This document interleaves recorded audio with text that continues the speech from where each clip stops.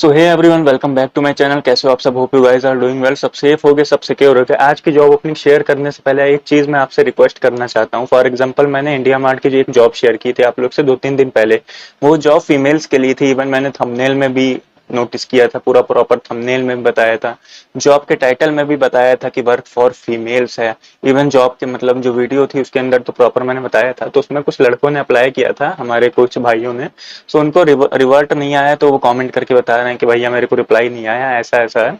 तो भाई एलिजिबिलिटी ध्यान से पढ़ो। आप लोग एजुकेटेड बंदे हो, आप लोग से इतनी एक्सपेक्टेशंस नहीं है कि आप लोग इस तरीके की गलती करोगे।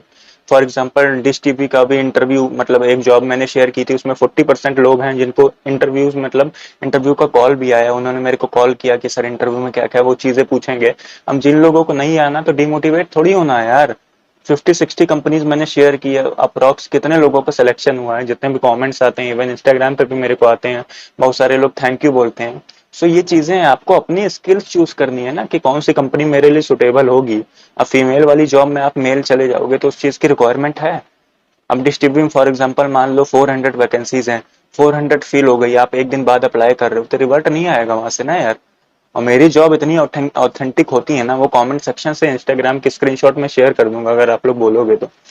अप्रोक्स सबको कॉल आता है। मैं फोन नंबर भी देता हूँ एचआर का, तो बहुत लोग बोलते हैं कि सर ये फोन नंबर लग नहीं रहा है। अरे उसी फोन नंबर से दूसरों का इंटरव्यू शेड्यूल हुआ है यार, तो आपको कैसे नहीं है? तो ये डिपेंड करता है जो वैकेंसीज है वो फिल हो गई या नहीं हो गई, या फिर आपकी जो रेज्यूमे है आपने सेंड की है वो कंपनी को अच्छी लगी या फिर अच्छी नहीं लगी।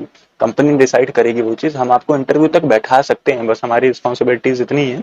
तो ये सारी चीजें आप लोग से एक्सपेक्टेशंस इतनी नहीं है। अच्छे से प्रॉपर जेडी समझा करो, जॉब डिस्क्रिप्शन, फिर उसके बाद अप्लाई किया करो। जो मैं बोलता हूँ 4 मिनट की वीडियो, 3 मिनट की इससे ज्यादा ऊपर की वीडियो नहीं बताता हूँ। जितनी चीजें जरूरी है वही चीजें शेयर करता हूँ मैं, और कुछ चीज नहीं बताता हूँ। सो सब चीजों को ध्यान रखो यार, आप लोग एजुकेटेड हो, आप लोग से इतनी होप नहीं रहती है। सो बेसिकली जो आज की जॉब ओपनिंग है वो क्रोल कंपनी की तरफ से आई है। क्रोल कंपनी के बारे में भी डिस्कस करेंगे, आपकी जो जॉब रिस्पॉन्सिबिलिटी है उसके बारे में भी हम यहाँ चीजें डिस्कस करेंगे। लेकिन सबसे पहले कंपनी के बारे में थोड़ा सा ओवरव्यू आपको दे दे रहा हूँ। देखो, क्रोल एक तरीके की एमएनसी है, ये अमेरिकन बेस्ड कंपनी है, लेकिन 72+ लोकेशंस पे काम कर रही है। तो अगर हम इसको मल्टीनेशनल कंपनी बोले तो बुरा नहीं होगा। और क्रोल का बेसिकली काम क्या है, जो इनके क्लाइंट्स हैं, जो इनके कस्टमर्स हैं, उनको डेटा सिक्योरिटी प्रोवाइड कराती है।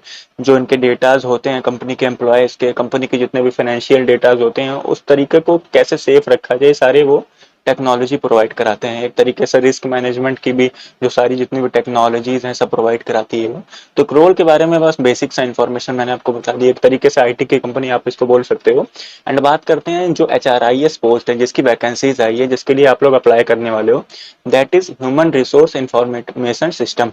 एचआरआईएस का फुल फॉर्म यही होता है, human resource information system coordinator. HRIS coordinator की ये प्रोफाइल है। देखो, आपके पास एचआर की डिग्री है या फिर एचआर से आपका ग्रेजुएशन है तो ये आपका प्लस पॉइंट है, लेकिन अगर नहीं भी है तो फ्रेशर इजिली अप्लाई कर सकते हो। इसके लिए जो मेन इंपॉर्टेंट चीज है, जो मेन की पॉइंट है, आपका जो डेटा एंट्री यानी कि आपका जो एमएस एक्सेल है वो प्रॉपर अच्छा होना चाहिए, 100% उस पर आपकी कमांड होनी चाहिए। और आपकी जो रिटर्न स्किल्स है, जो टाइपिंग स्पीड है वो बहुत अच्छी होनी चाहिए। अगर आपकी टाइपिंग स्पीड अच्छी है और एमएस एक्सेल अगर आपको आता है ना, तो इजिली ये जॉब आपको मिल जाएगी। 18 to 20 के इजिली प्रोवाइड करा रहे हैं। कहने को तो ये मुंबई में जो हायरिंग का जो प्लेटफॉर्म है, जितने भी हायरिंग जो कैंडिडेट्स हैं, मतलब हायरिंग के जो रिक्रूटर टीम है, वो इनकी मुंबई से ऑपरेट कर रही है। लेकिन ये परमानेंट 28-29 स्टेट्स में कहीं से भी इजिली आप अप्लाई कर सकते हो। रिवर्ट आपको आने वाला है क्योंकि एक तरीके से मल्टीनेशनल कंपनी है। लेकिन मेक श्योर हो जाना कि आपकी जो एक्सेल पे कमांड होनी चाहिए ना, और जो टाइपिंग पे कमांड, टाइपिंग तो देखो इंप्रूवमेंट हो सकती है डेली प्रैक्टिस कर करके। लेकिन एक्सेल के बहुत सारे कोर्सेज अवेलेबल है, 1 घंटे के, 1.5 घंटे के, 2 घंटे के। तो उसको अगर आप एक्सेल में थोड़ा सा एवरेज होना चाहते हो तब भी इजिली वो कर सकते हो। बेसिकली आपका जो काम होने वाला है, जो जॉब डिस्क्रिप्शन होने वाली है, जो आपका काम रहेगा, वो जो कंपनी के एम्प्लॉयज होते हैं उनका कंपनसेशन, उनके पर्स, जॉब की ज्वाइनिंग कब हुई या फिर उनका डेजिग्नेशन क्या है, सारी चीजों, जितने भी इंपॉर्टेंट नेसेसरी डेटाज होते हैं ना, आपको रिकॉर्ड करना पड़ेगा एक्सेल की जो शीट होती है उसमें। और भी कंपनी वाले कुछ आपको लीड्स प्रोवाइड कर सकते हैं, कोई काम प्रोवाइड कर सकते हैं, तो आपको वो सॉल्व करना होगा, मतलब उसको एक्सेल शीट में आपको रिकॉर्ड करना होगा। आपका और कुछ काम यहाँ नहीं होने वाला है। एचआर की आपके पास क्वालिफिकेशन है तो आपका प्लस पॉइंट हो जाएगा यहाँ पे।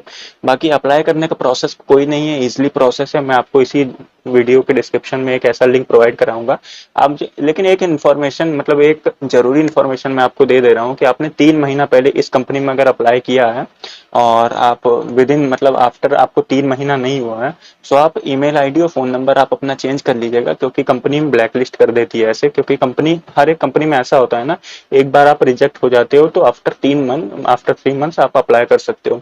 सो ये सीन होता है। तो आपने अगर अप्लाई किया है तो आप दूसरा ईमेल आईडी दूसरे फोन नंबर से अप्लाई कर सकते हो।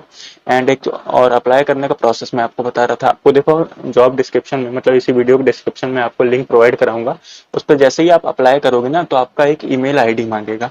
राइट साइड में आप देख सकते हो स्क्रीन रिकॉर्डर में आपका ईमेल आईडी मांगेगा।